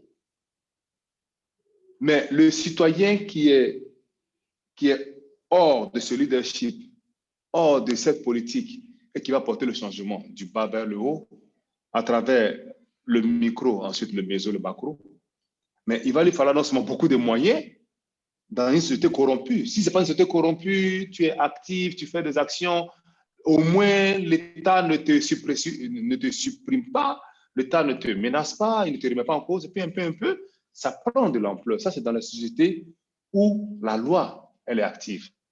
Mais quand dans cette société-là, la loi même n'est pas active, le Sadvipra, il a le devoir de participer à ce que cette loi-là soit d'abord active. C'est plusieurs chantiers en même temps qui se présentent à lui. Parce qu'il va réaliser que son action, à la base, va être, comme a dit le frère, mise en minorité. Donc, il en vient à chercher un point d'entrée, un point d'influence, qui est sûrement le point d'engagement politique. Moi, c'est comme ça que je comprends un peu l'importance de cela, parce que l'action communautaire, elle a été essayée, elle est toujours essayée. Mais quand tu reviens 10 ans après, tu as l'impression que cette communauté n'a pas évolué avec ce qu'on a fait avant. Sûrement qu'ils ont fait une coopérative, ils ont avancé, et un jour, ils sont venus écraser la coopérative. Donc, peut-être même qu'on doit faire les deux ensemble. En même temps qu'on influence la base, il faut essayer d'influencer le haut. Vous voyez? Mais si le citoyen a une bonne base spirituelle, une base d'amour, une bonne capacité, et qu'il a une influence ou une action au niveau du leadership, en ce moment-là, le changement social incrémental pourra facilement venir. Je ne sais pas si ma réponse, enfin, New Vita, je ne sais pas si ce que je dis est à élaborer ou je dois encore le dire. Et le frère Paramashiva veut dire quelque chose? Oui, moi, je pourrais ajouter quelque chose, hein? Allez-y. Voilà. Oui, c'est vrai, j'ai compris le frère. Mais je crois que c'est le moment de prendre conscience. Je crois que les marguis du monde, qui ont une mission justement de changer la société, une société à l'image de ce que Baba nous enseigne, doivent s'impliquer. Je crois qu'on doit, à mon avis, éviter de rester que des marguis de Dhamma Chakra en longueur de journée ou de quelques actions sociales. Le margui doit s'impliquer dans la vie, dans toute la vie, que ce soit sociale, politique et tout, pour commencer à éduquer, à faire passer des messages à travers justement les mouvements praotistes et consorts ou des mouvements humanistes, pour qu'on prépare une génération qui comprend autrement la société. Ce n'est pas une affaire qui va se passer aujourd'hui comme ça, on dit, bon, on va faire passer une catégorie d'hommes politiques ou un changement. Ça se prépare. Et je crois que le margui dans le monde entier ne s'est pas impliqué assez sérieusement dans la vie de la société. Et c'est maintenant. Voilà. Moi qui vous parle, j'ai un parti politique qui est dénommé le mouvement humaniste. Un parti légalement connu au Congo. et nous passons des messages, nos militants. Ce message justement d'esprit communautariste, coopératif et consort permet de pouvoir changer la mentalité de nos militants et que puissent préparer aussi d'autres citoyens à un changement de mentalité. Si on ne s'implique pas et que ça reste dans nos activités, nos pensées révolutionnaires, entre guillemets, on ne pourra jamais changer la société. C'est un mouvement qui doit se passer au fil du temps, mais avec une implication très stricte des médias qui ont une idéologie différente, qui doit préparer les gens à cette nouvelle mentalité pour que dans l'avenir, on ait des Sadipras qui pourront, Baba l'a dit, que le monde de demain sera dirigé par les Sadipras. Donc, à nous de les préparer. Tant qu'on restera tout simplement cloîtré dans un petit coin, aller à la Jaquetti, Dama Chakra et autres, rester dans cette dimension, on ne pourra pas. C'est un projet de long terme. Il faut commencer maintenant à s'impliquer dans la vie pour que demain, on ait une société avec des hommes qui ont une autre mentalité, un autre comportement d'État, pour pouvoir changer la société. Ce n'est pas quelque chose qui peut se faire en 2 jours. Voilà un peu tout. C'est ça. C'est ça. Voilà ma pensée. Juste une autre chose là, frère Satyendra. Oui, et Baba permet les 2 choses, ok? Militer, nous avons beaucoup de partis politiques. Récemment, il y a des protistes qui ont gagné des élections régionales au niveau de l'Inde, et puis ça commence à prendre l'ampleur.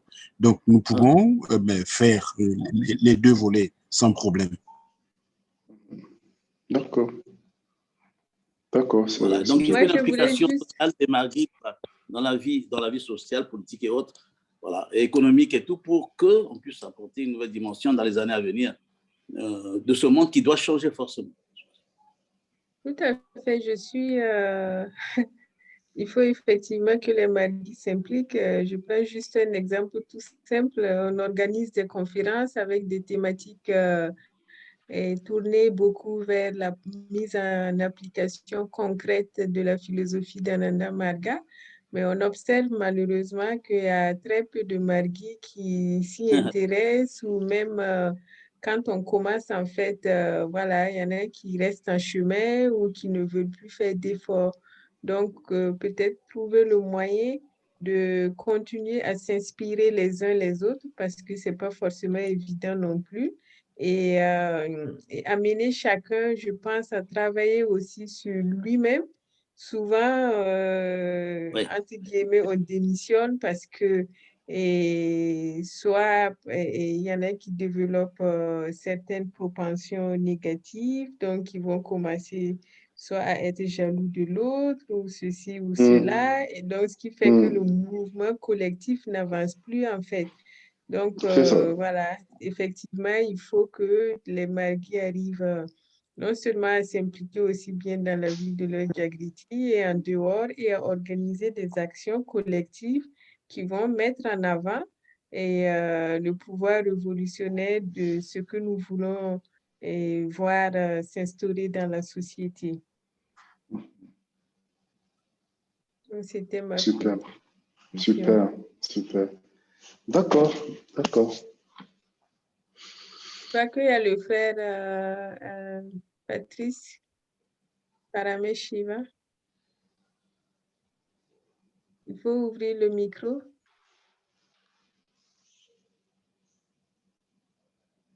Ah, on dirait qu'il a été déconnecté.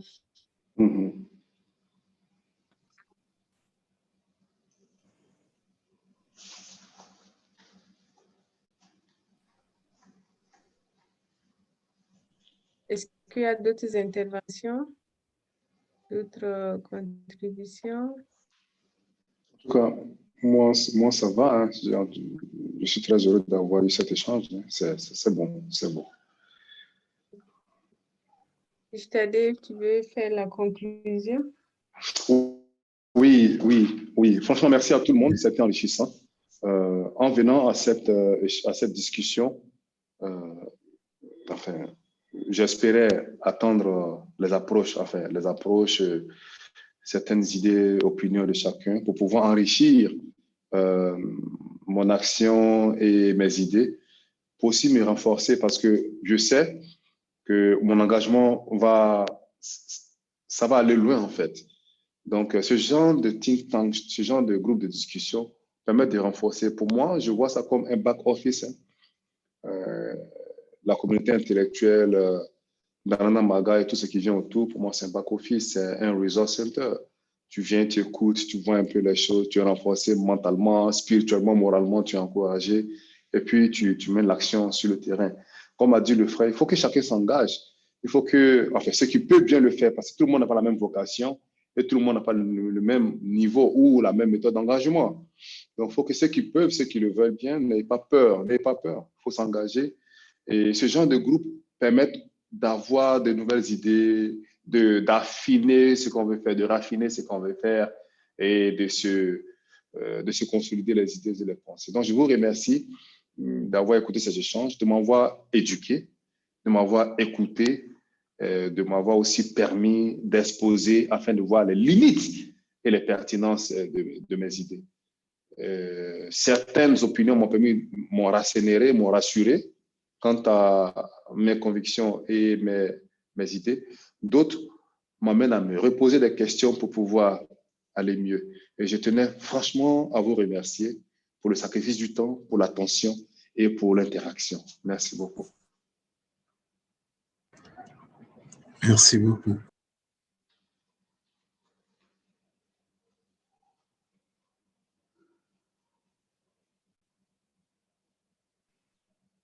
Merci beaucoup, Satyendra, pour le temps et pour cet échange.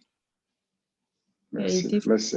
Ce qui, j'espère, va conduire vers beaucoup plus d'actions concrètes et beaucoup plus d'investissements, ne serait-ce que déjà de la part de ceux qui sont présents ce soir et qui, j'espère, vont inspirer également d'autres personnes à contribuer, à s'engager d'une façon ou d'une autre.